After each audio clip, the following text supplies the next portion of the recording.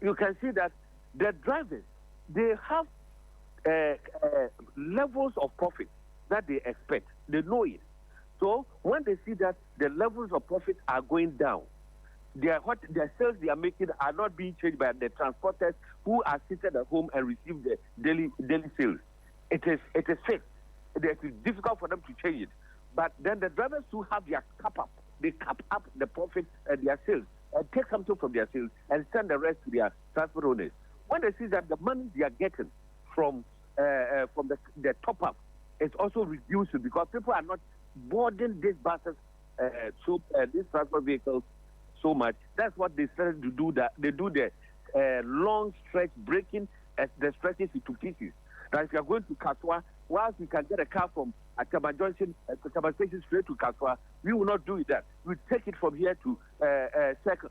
Then we decide we won't go again. Then let's go. Then we take another to Kanesi, to Odoko, to Balam Junction, and then to so that we can charge as well. We can when we get the cumulative figure of the transport, it becomes higher than taking transport people commuted straight away to Kaswa. I hope you are getting the sense of what I'm telling you. That is the real problem. So I am saying, if government wants to go out with this Okada and all those things, the best thing he has to do is to try to go into the public transportation system itself. How can he go there? Going there will be like this. Let every district metropolitan assembly or municipal assembly have their own busing system. They should have both of them have their busing system, and they should not concentrate it either in the head office or in the Accra or that. No. They should let every district municipal assembly have Accra. We have so many district municipal assemblies, AMA and the other sub branches. All of them should have their municipal buses. Then these buses will convey people from their community into the principal areas that they will find viable. When you do that, it means that there will be so many buses in the system, and if the commercial vehicles are not comfortable using the road with them, they will sideline and go into other businesses. Then the government will take over the transport with the waste transport buses, and we see that it will ease that problem.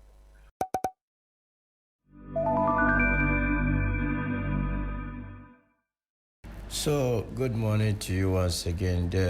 What do you call it? Interestingly, I'm into transport business. Great. So I have a very fair knowledge of what is happening. And what the problems in the industry really are. We don't have a proper transport system in Ghana. Mm-hmm. It has to do with varied reasons. One, our developmental agenda has not helped us. Does not pay attention to that area. You see, the way we engage in our settlement, we build indiscriminately. So the government is unable to plan the transport needs of the people. And that is how come we continue to have the problems that we have. I mean, Crosby, when you were in primary school, I'm sure you were taught the types of transportation. Mm-hmm. Any primary 6 at least child will be able to tell you there are various options. Yeah. We have the road transport, we have the rail transport, we have the water transport, and we have the air transport. How many of these systems work in this country? There's only one. It's only predominantly one, the road transport. Yes. And so when I hear people say that the roads are there, yes, that some are in deplorable conditions, but the true problem is that we are relying on one aspect of transportation largely. And to that extent, no matter the number of buses you have in the system, you will still have the situation that you have. Now, every morning, especially in Accra, where do we go? We are all moving towards the CBD, that's the Central Business District. Yes. So imagine you had 1 million buses in the system. Everyone is moving towards the Central Business District. There will be traffic. And so once the buses move, those who are at the stations, they will have to wait for these buses to get to the CBD, offload them, and then go back. What time would they get back? So the solution is not with the unavailability of routes. You can expand the routes as much as possible, but until you introduce the other systems of transportation, you will not be making any headway. It is a reason why cities that are successful in their transport systems, they have varied types of transport. You understand? What is preventing us as a country to having a metro? Lagos now is doing that. South Africa is doing that. Addis Ababa, they are doing that. Accra's population, if you take Greater Accra, is about 4 million. But the CBD, or the Accra proper, you're talking about 2.8 million. How is it that Cairo, that has a population of about 16 million, is able to handle its transportation needs effectively than Accra? When they are way more than we are. Way more than, I mean, times 10 of what we have. Yeah. It is because they realize it, they process it. The very things that we learn in the primary school, that there are different types of transport system or transportation system, they have actually implemented it. So then the issue then becomes, you move away from no action and talk only to actual implementation.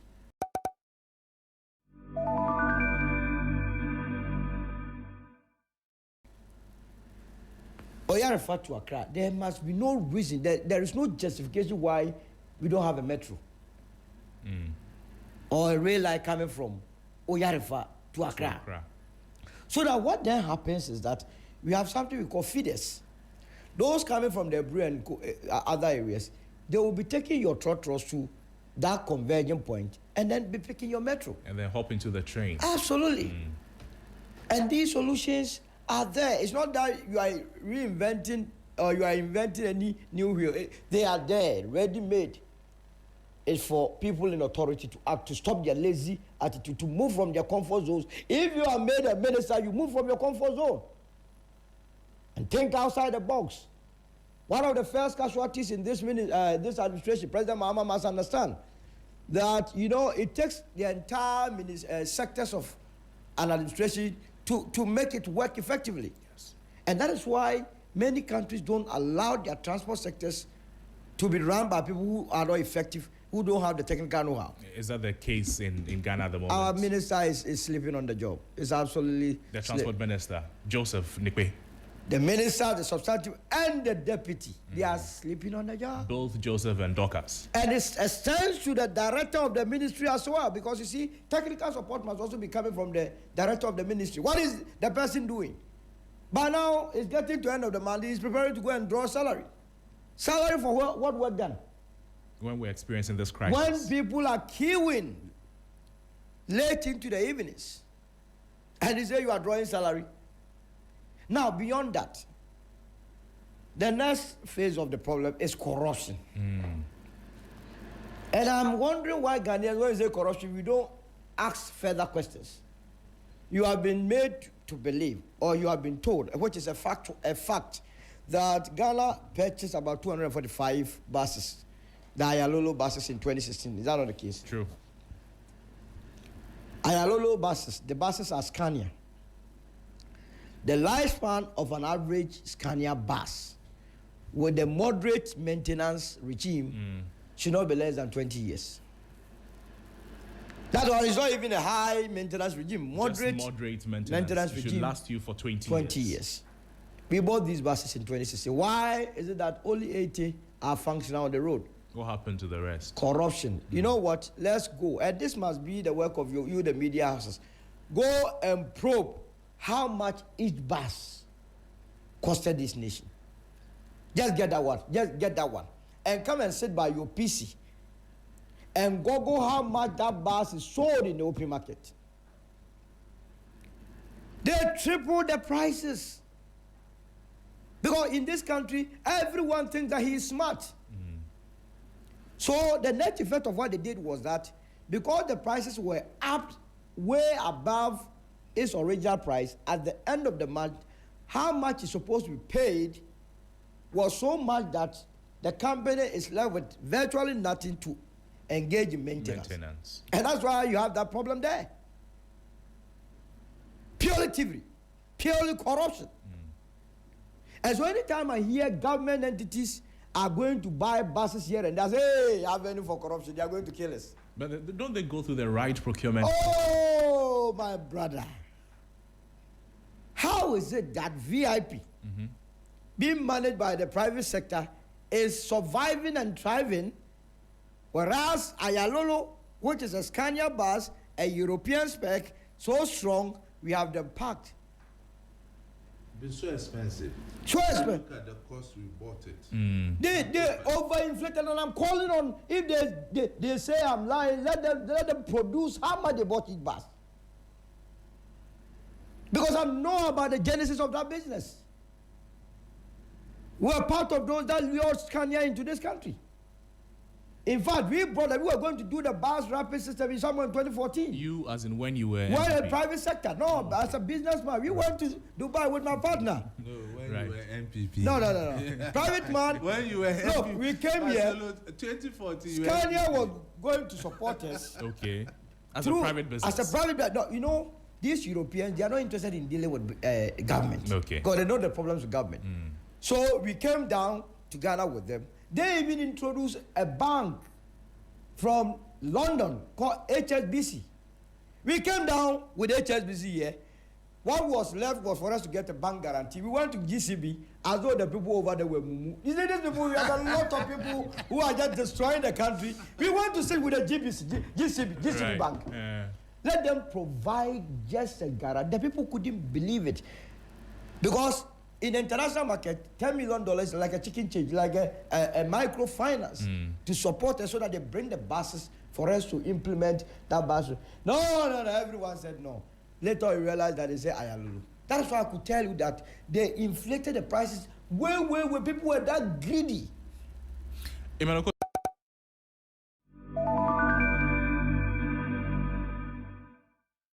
I think that the issues we are talking about are not technical. They are institutional okay. and lack of political accountability. That's why personally I cannot pin this problem on one single person. If you look at the history of our transport system, it predates independence. This problem even existed before the transport minister was born, truth be told. And you see, we have to look at the system from where we came from and where we are now. Okay. If you want to place the blame on the minister entirely, I heard a lot of people calling for his sacking by His Excellency The John Concerned Dramani Drivers I have done Association, so. they are one of them. I think that is misplaced. It's like using a sledgehammer to kill an ant. The problem goes beyond the minister. But I mean, the expectation I that agree that ministries like that, you should send people with some technical expertise. That I agree. right. And if you look at the minister and her deputy, I always see a deputy carrying very sophisticated designer bags around. And when you are in public service, you have to shy away from those kind of things. It doesn't communicate the right information. We know you have your money before you came to politics. Nobody forced you to come into public service. So when you come and you front your wealth around everybody, given how poverty-stricken this country is, who knows you? How many of us knows you?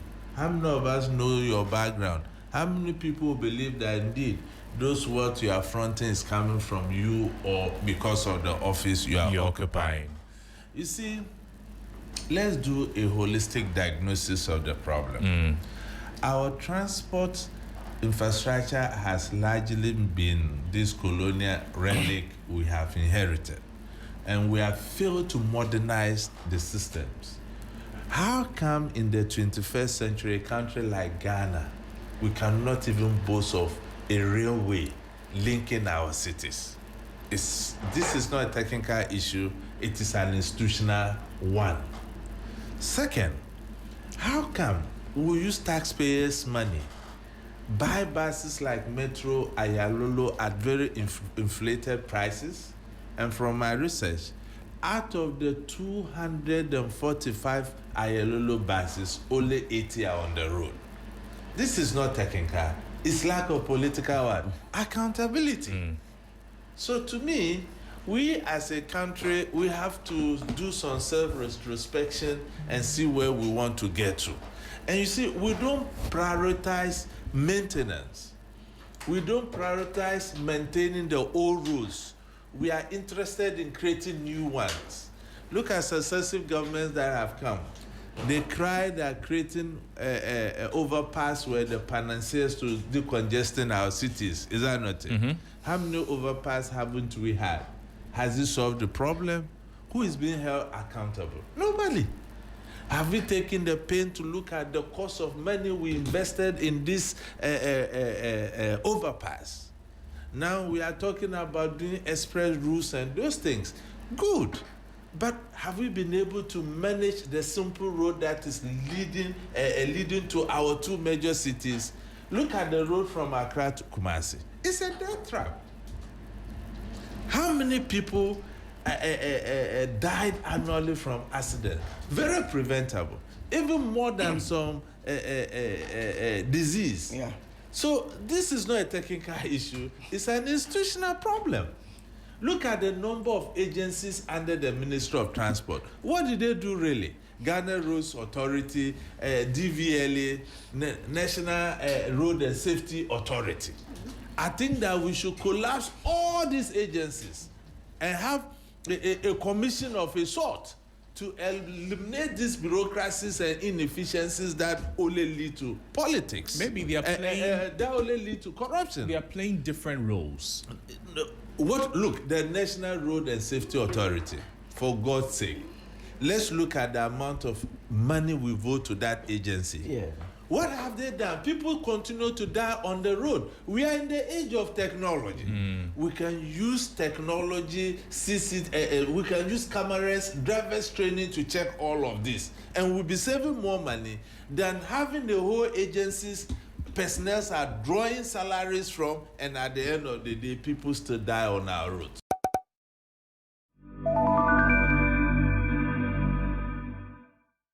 So this is not a technical issue. It's an institutional problem. Look at the number of agencies under the Ministry of Transport. What did they do really? Ghana Roads Authority, DVLA, National Road and Safety Authority. I think that we should collapse all these agencies and have a commission of a sort to eliminate these bureaucracies and inefficiencies that only lead to politics. Maybe they are playing... that only lead to corruption. They are playing different roles. Look, the National Road and Safety Authority, for God's sake, let's look at the amount of money we vote to that agency. Yeah. What have they done? People continue to die on the road. We are in the age of technology. We can use technology, we can use cameras, drivers training to check all of this. And we'll be saving more money than having the whole agencies, personnel are drawing salaries from, and at the end of the day, people still die on our roads. Look, the private road transport union, to me, they have done nothing wrong. Government is just misapplying its energies. You mean the GPRT or the drivers charging extra fares, Yes. going on tot trips? You think there's no problem with Let that? me tell you, if our institutions and systems work properly, I dare you, no driver would have, or union would have had the appetite to even charge unapproved fares. But are they not taking advantage of the situation? So let me ask you, what is the opportunity cost? In economics, we say that what penalty measures are in place such that if you are caught charging unapproved fares, you can be set as an example for others not to do. Enforcement is nil. That is where I am coming from. And look, government to say that private transport people are deliberately creating the shortages is the highest inefficiencies I have ever seen. You think it's not true? Has government bought vehicle for anybody? Government owned 245 Aayalolo buses, right? Only 80 are working. 160-something are there. Go and see, maybe it's the tire, the brake pad. And somebody is sitting there drawing salary. Are we serious as a country? But as a country, look, we don't even have. Look, let me take this thing one by one. Aviation. We can't boast of our These are the buses parked there. Yes, these are some of them. You will come there. You go and look at them. They're just minor things. And look, these buses, these are long-term investment you are doing on behalf of the country. So what do? We say we have youth unemployment. Is that not it? You train our young men who wants to be drivers, our young men who wants to be mechanics. You take them to the manufacturing plant. They train them. Once you bring these buses, you have maintenance centers. Make sure that parts are available. In fact, Scania has an office in Ghana. They have a workshop in Tema. They have all these parts available. No, I even want to make it in a way that because of the commercial cost of Scania having its own plant here and still charging at commercial rates, government should take that as an initiative to establish its own centers, absorb our youth, create jobs, train them, and they can fix these buses. In UK, in the US and many developed countries, that is what they do. You just buy buses and come and do political fanfare. We have bought this as if they are buying those buses from their own pocket, our own taxpayers' money. You understand? I'm coming. Let me land here. Then you come and push this in the pool. When a windscreen breaks, you go and pack it. Look at these buses. Examine them critically. If we had a good cultural maintenance culture, these vehicles would have been on the road. So if government can put these vehicles on the road, why is government blaming the private unions? Look at aviation. But even if government puts these vehicles on the road, the industry is dominated by the private sector. So these vehicles alone will not be able to give us the relief that we're looking for. You know where this problem started? And I'll break it down here. You know, during Christmas, the Minister of Transport came out to say he was putting certain buses to decongest the city without consulting the private road transport union. It hit a lot of them hard on their pockets. Meanwhile, this initiative was just a temporary one. He didn't think about the short, medium, and long-term effect of the decision he was making. So now, you put these buses, the private road transport people didn't get what they would normally get in the peak season like Christmas. Now Christmas is over. They say, okay, bring your buses. Where are the buses? Those are the challenges we are facing now. So government should dialogue with the private road transport unions and not try to bully them. To me, it's bullying. So when the minister said was summoning them, I see he has bought some vehicles for them. I haven't bought a vehicle for anybody. The task force they have thrown out to the various bus stops, and it's not going to work. It's to worsen the situation. The road, look, now you know that they are happy. They did it gradually. Now you have put task force. They say, "Minya, park your car." No task force, you understand? So government would have to be diplomatic about things of this nature. Because look, government cannot support the system without the private sector. That's very true. But in many developed countries, it is government that builds infrastructure. And naturally, if the infrastructures are good, gradually you'll be able to build momentum. Now look at aviation. Ghana cannot boast of an airline.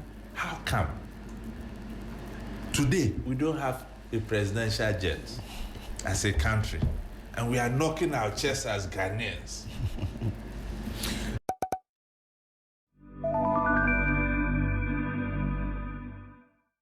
So, do you also think that the approach government is adapting is wrong?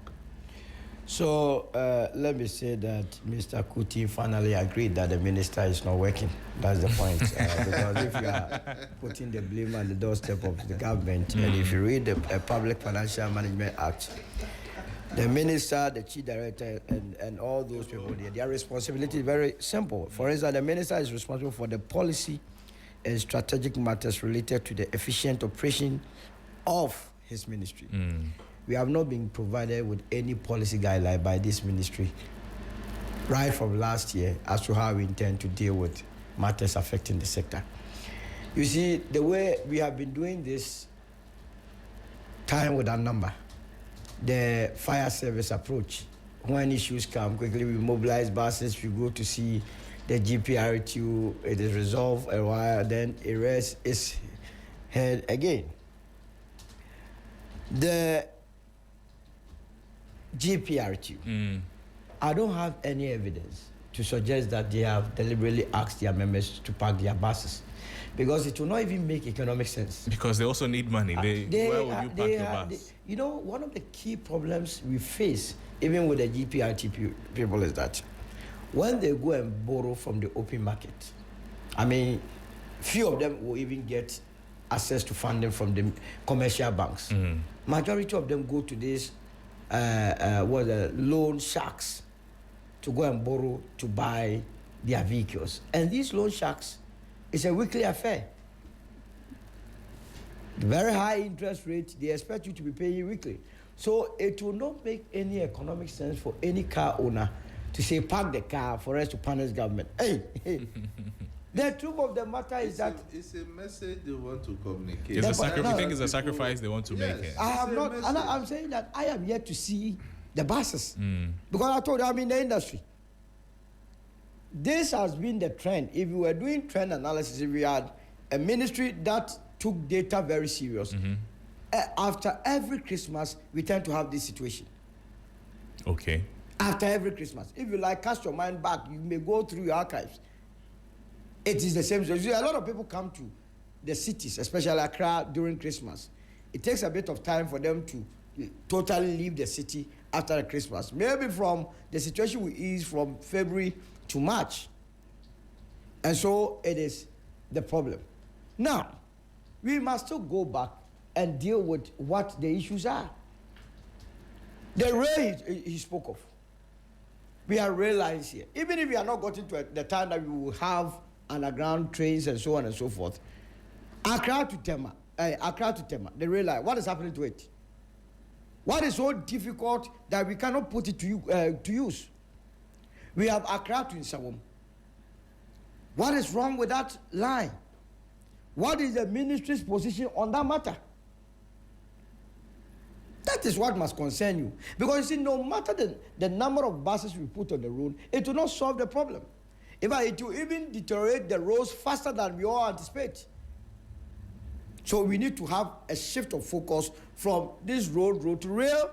At least that is the cheapest one we can. So that's the long-term goal. It's immediate because the lines are there. It's home to Accra. Is the lines not there? I mean, we would have to purchase the... The last time you were in this country, when people told us that they have bought a train from Poland. Yes. You see, in this country, we usually forget the MPP administration with the fanfare, only to be told that someone went and placed a track across the rail. On the first day of testing. Ever since, I've never cited. Have you seen the train, that train before? So we know that story, but in the interim, criminally minded people, they have swindled us with this train. You don't want us to discuss. In the interim, let's go.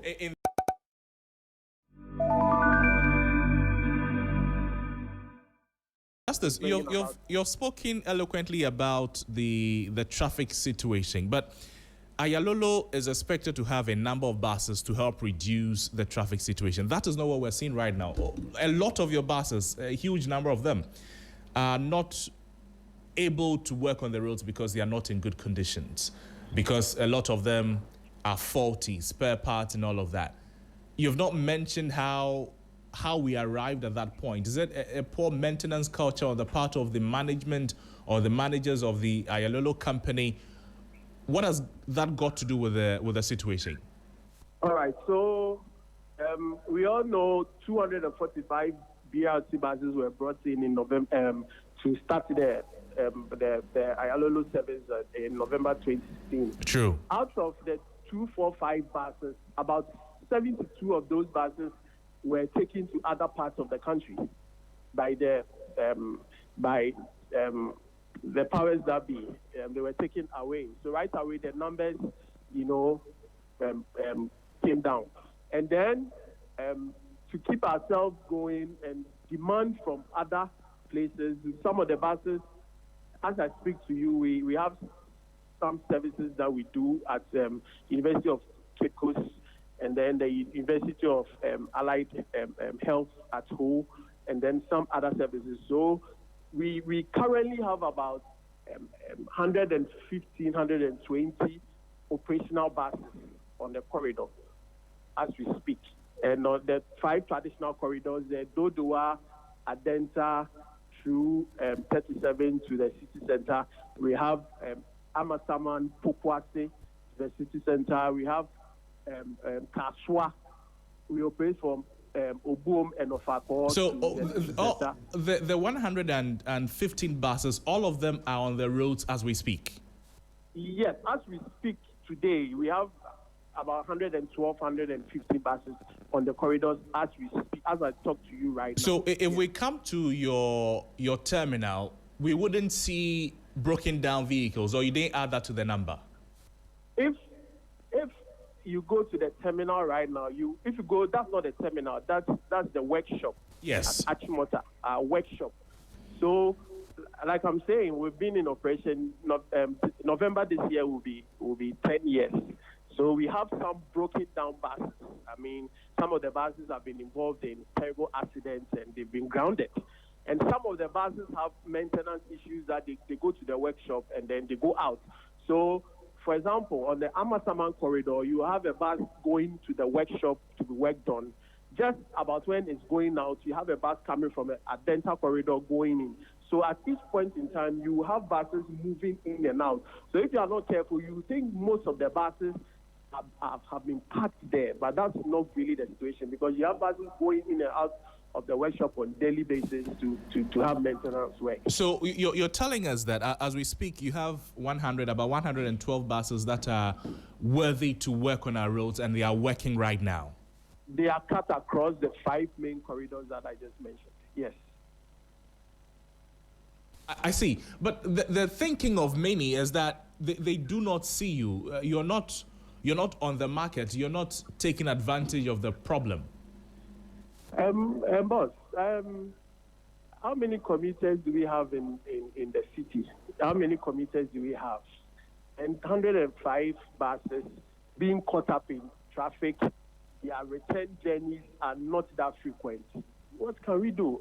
If their return journeys are that frequent, they are able to go, come, they will be that effective, because the travel time has been lessened. But here is the case: a journey that is supposed to take an hour is taking 2-3 hours. How many return journeys can we do before the day ends? So these are some of the challenges we are having. So at the moment, how many of your buses are not working? So we have less than 10 buses grounded. They have terrible accident issues. They've been grounded.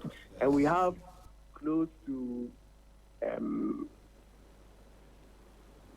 13, 15 buses moving in and out of the workshop for regular maintenance works. So yesterday, my colleague Christian Yali, he was at your workshop, what I initially referred to as a terminal, and we can count, we're watching on Facebook right now, we can count more than 10 buses parked, spoiled, unusable, or not yes. in use. But you're telling us that you have just about 10 of them parked. I mean, it's hard to reconcile the numbers based on what we saw yesterday and what the real situation on the ground is. You counted how many buses parked unusable? Certainly more than 10. Are you sure about that figure? Very certain. I told you that join us on Facebook. You'd see it there. You would see it there. Yes. So that's what I'm saying, that we've been in operation for 10 years. We definitely have some buses grounded, but those buses are not more than 10. The buses with serious issues that are grounded are not more than 10. We have buses parked there that are buses with minor maintenance issues that will move out of the workshop as soon as works are being completed on them. So I do agree that some buses have been parked there because of their condition, but they are certainly not the numbers that I think you are projecting here.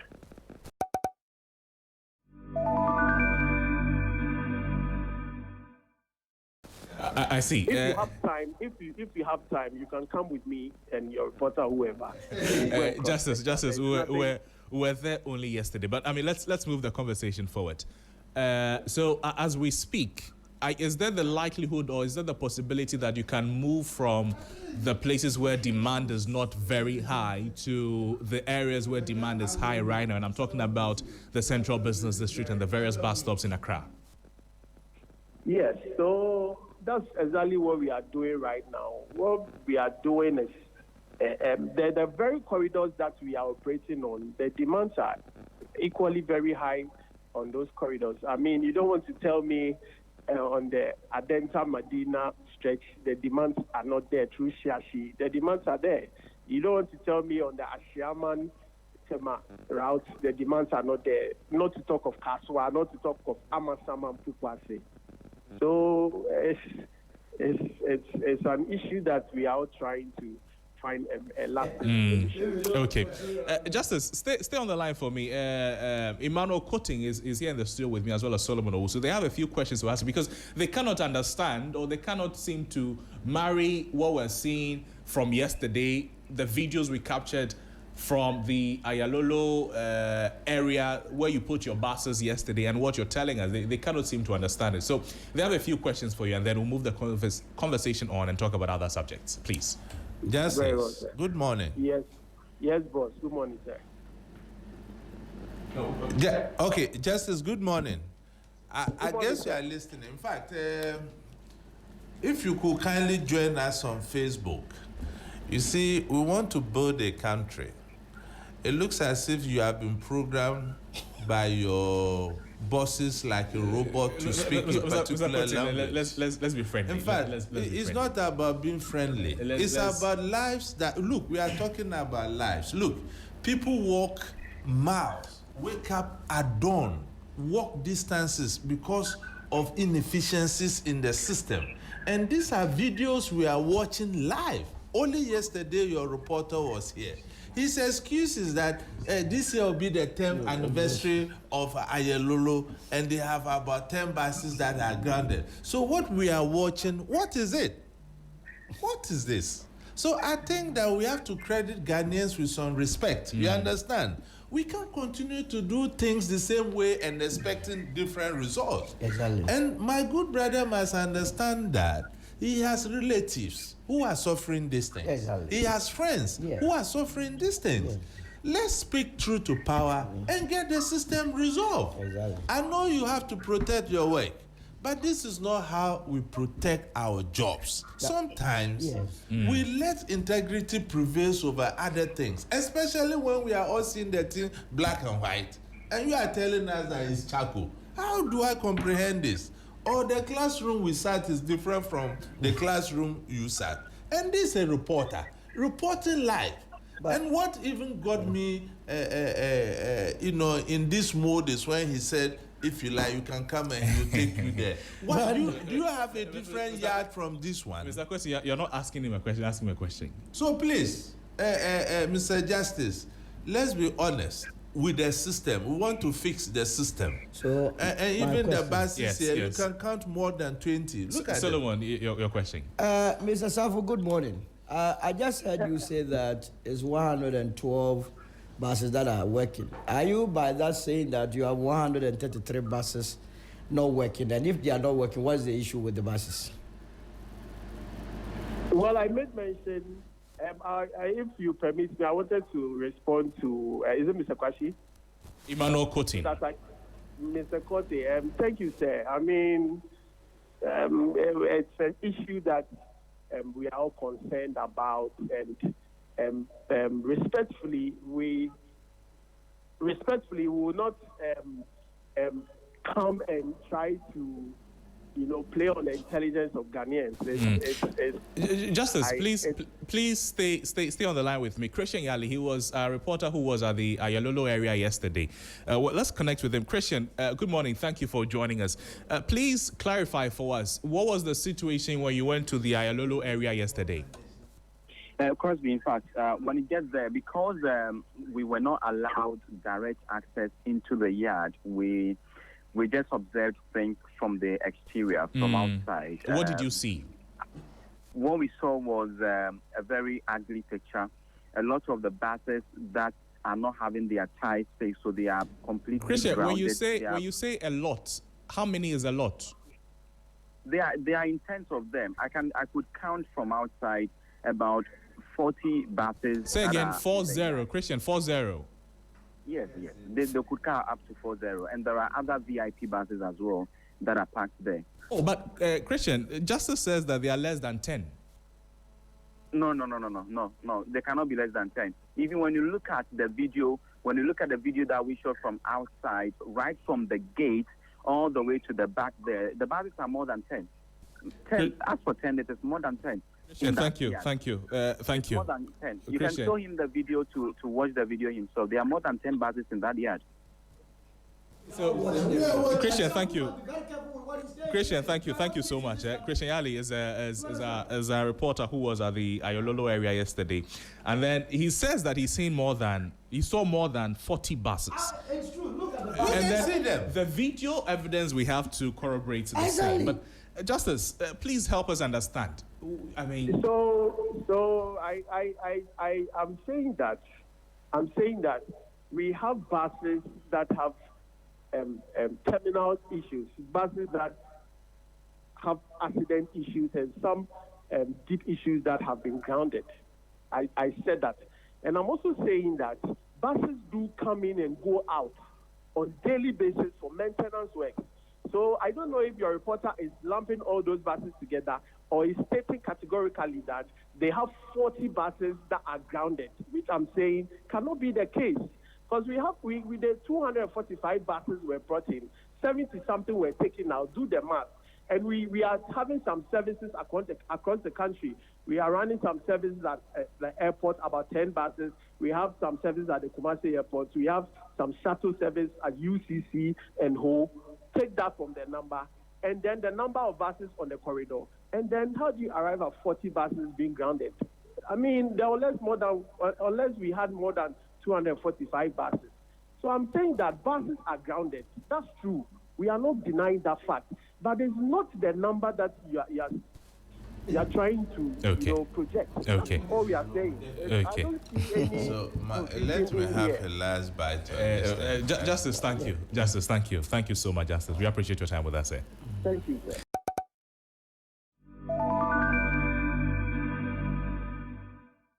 Let me conclude by saying that what Justice has done this morning even puts the matter beyond redemption. You see, when you are given a working capital, buses of 245, it is not for them to come and tell us 10 years after that they have not improved on it. They were given the buses to run it and be improving the fleet. And buy new the fleets. demand at that time is not the demand now. So by now we must be hearing of Aayalolo buses to the tune of 500,000. You are not ashamed of that. You are rather fighting with a reporter who did a meticulous job showing us videos. 1, 2, 3, 4, 5. Even this side alone is about 15. You go to the other side about 20. And you come and tell us that that reporter is wrong. What kind of life is this? It is even wrong for them to have denied the reporter. What sort of life is this? What are they hiding? This is a public institution to serve the public. Is that not it? What You is are it? lucky a reporter is even coming to even champion Even here issues. alone is more than 10. This side alone. Then you look straight into our faces and say that it is not up to 10. And you want us to take you serious? We cannot be doing that to ourselves. So you see, this is my conclusion aspect of it. So Yes. I think as a country, we need a serious national transport plan. That is the point. You see, if we had a national transport plan, it doesn't matter who is the minister. But you see, the policy must be coming from the minister. No. What drives the policy? The plan. Yes. In the absence of the plan, how would the policy come? Yes. You see the challenge. Right. And we also have to be intentional with our infrastructure development. Yes. Our roads are so bad. Yes. And it's given car owners there's a lot of headache. Spare parts are going, watch Facebook right now, and I'm trying to understand. Justice, it's not working. Only 80 out of the 445 Aayalolo buses are in operation, and that is as of yesterday, 15 January 2026. Yeah. But Justice says, the PRO says that 115. No, the guy came to lie. He came to lie. Anyways, We can't go. We cannot. He came to line before the Ghanaian people. I think that the Minister of Transport, and this is from the CEO, acting managing director of the Greater Accra Passenger Transport Executive. How can you come and lie like that, young man? It as well. Journalists, over to you. Don't let these things slip. This guy must be put to the strictest of proofs. And it even shows that he's not fit for the work he's occupying. But from today to go, I cannot take any word that comes from you. Because if I am anything that comes from them, shown evidence, and you are saying no, that is not the case. How can I take subsequent issues serious? So you see, we also forget something. Our local contractors are not helping us. If you go on paper, you see the amount of money government have voted. It's corruption. And a road that is supposed to last 10 years, a contractor does it under 6 months. And are you blaming the contractor? There are consultants who are supposed to vet the roads and approve their payment certificate. What sort of work do they do? The last time we were told by the Minister of Finance that, but for his intervention, people were going to take about $1 billion Ghana cedi or so for no work done. And I've challenged the minister that what is preventing from exposing to us the company, the consultant, and so on and so forth, that approve that transaction so that we go and grab them. We grab them. Excellent. So the institutional problem I'm talking about, is that not the same thing? If the institutions were working, these things should not happen in the first place. But don't let us also forget something. The rural folks. Yes. The feeder road system is not equally not good for our people in the rural and that is what is driving the rural-urban migration. And our cities are what? Are choked. So government should be intentional and spread development across. Look, government should be infrastructures are there. No one will have the appetite to come here. People are just sleeping on the streets. Certainly. This is still Sunrise on 3FM 92.7.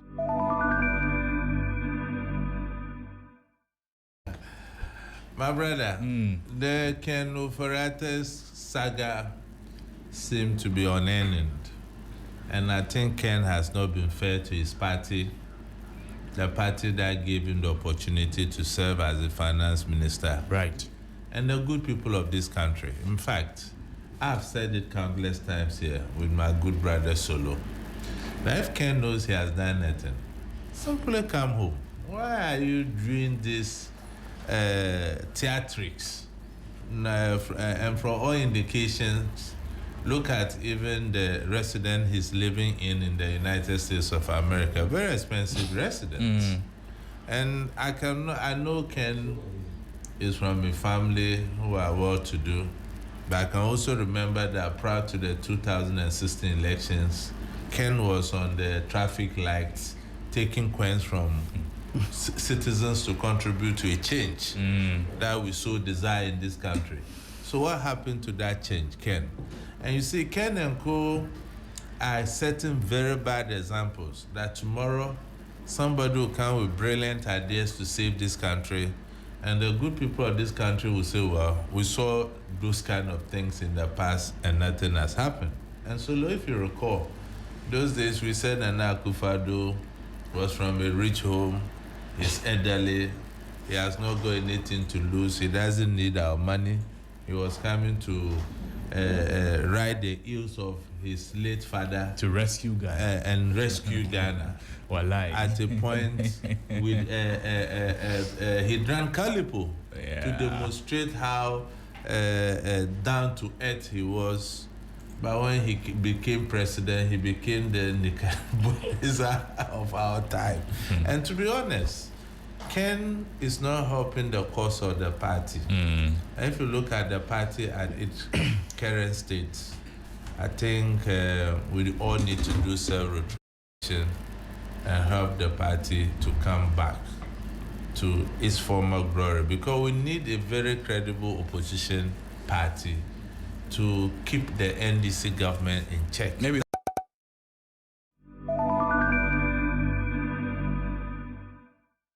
that we are in opposition, MPPs and opposition, we must team up and then criticize the government. Do we criticize for criticizing sake?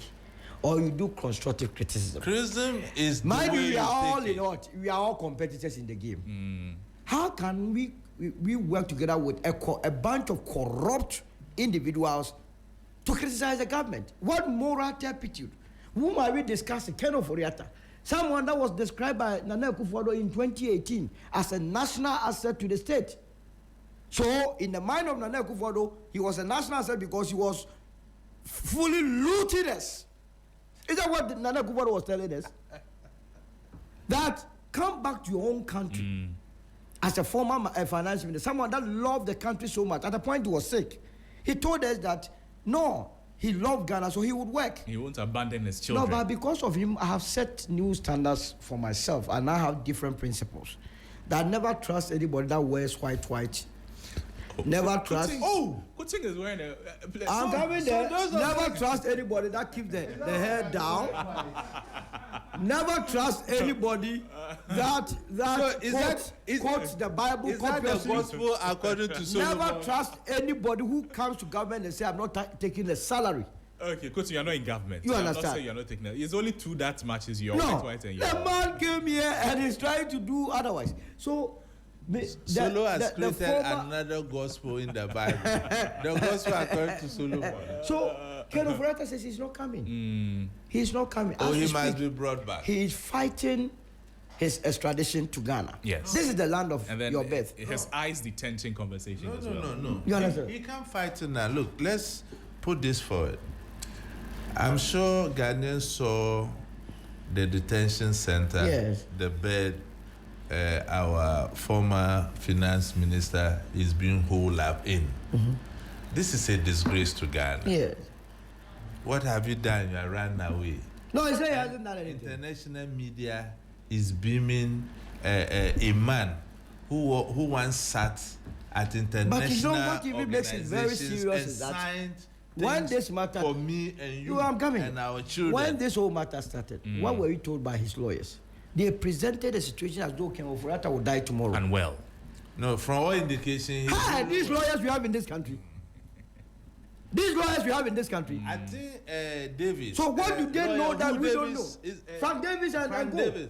I think He even came to insult us the last time that is it Palm Kennel oil that is in Ken Ofori-Atta? Hey! yeah. If Ken Ofori-Atta comes to this country, it will not add a cent to my life. Yeah. Right. What I'm saying is that if he knows where the monies are, he can be in the US and just show us. 1 billion is here, 2 billion is here, Go and 3 take billion, it. and then we go and take it. If we take it, I'll be the first person to say he shouldn't come. We don't need him. What do we need him for? Are they looking for some money? As far as I'm aware, government has not come out with anything. No, they have charged me in court. 78 charges. 78 counts. Over the PDS, SML. National Cathedral, SML, GRA. and they didn't even add the 52 billion that got missing in the GCB account. All these things are there. The good news is that the United States government is saying they are not going to stand in the way of Ghana. No, we don't care. We don't care whether And they the stand better news is that once he's in detention by ISIS, and I was talking to a lawyer, an immigration lawyer, who told me that, look, there are two things. When you have a visa to enter the United States of America, you have 6 months Yes. to go in and come out, even though you have 5 years. And that's what he was doing. But his visa at a point expired. Yes. And he applied to regularize Somewhere in it. November. And it's not a given. No, that you'll be having a permanent residence. Student. And now that they have even banned Ghana, they say they should stop all processing of permanent. So he's coming home. Ken Ofori-Atta is coming home. The man doesn't want to come in. So The new thing that I'm we'll hearing. welcome him at the airport. Of course. We'll go and welcome him. We are the He's only coming people home. who are protecting him now. We want He's him to coming come. home. So We'll Ken go must and come. welcome him, yes. So that we deal with the issues. Because if we don't do that, on what basis would we be going after those in this administration? Yes. That we allow people to get away with our money. Look at the Pualugu issue. So Ken is the poster boy for the oral. But he's work. not coming Yes. alone. He's coming with Sedinam. Yes, No, Ferdinand Ferdinand has been The nabbed. Foreign Affairs Minister indicated that processes are also advanced. It's for long Sedinam. overdue. Yeah, so Ken It's is long coming overdue. with Sedinam. So Nobody has Ferdinand has been arrested and she's in custody of the United States. Yes. Yes. Following the execution of an extradition request submitted by Yeah. the Ghanaian authorities. Authority, So yeah. yes, we expect that Sedinam will also arrive in Ghana. Because you see, if we don't do that, so you see, until Ken returns to Ghana, yes. NDC, MPP can never entangle itself. Yeah, even when from it comes, it becomes worse. Corruption No. If Even one comes, it becomes worse for the MPP administration. He will still remain a member of the MPP administration. No, but listen. And nobody will allow him to get away from the MPP administration. No, but listen. And corruption will be identified with the party. Solo. What are you talking about? No, let's put the issues in perspective. What are the issues? Look, Ken is alleged to have committed a crime. Yes. If Ken returns, he'll face the court. Yes. If the court finds him guilty, he will serve his time. Yes. So that there should not be a collateral damage on the entire when the party is saying that he shouldn't come. Anybody who is connected to any of these things will be dealt with. Look at the past. Victor Solomon was. He was dealt with. He even died. Was dealt with. Yeah. Kwame Papra was dealt with. Sepayanki. There was no collateral damage on the MPP. No, there was no collateral damage. So let's maybe not as much as Ken's. As for Ken's situation, it's a collateral damage to the MPP. Look, you know why? The party's members of parliament. MPP. If you are going to, they should charge MPP. Has the MPP told you they have a problem with them being associated with Ofori-Atta? Of course. What was that? Are you a member of the MPP? Me? I'm a member of the MPP. I know you are talking, so now I'm a member. Yeah, you see, with the small. That's what you want to hear. He has been exposed. We have to go. That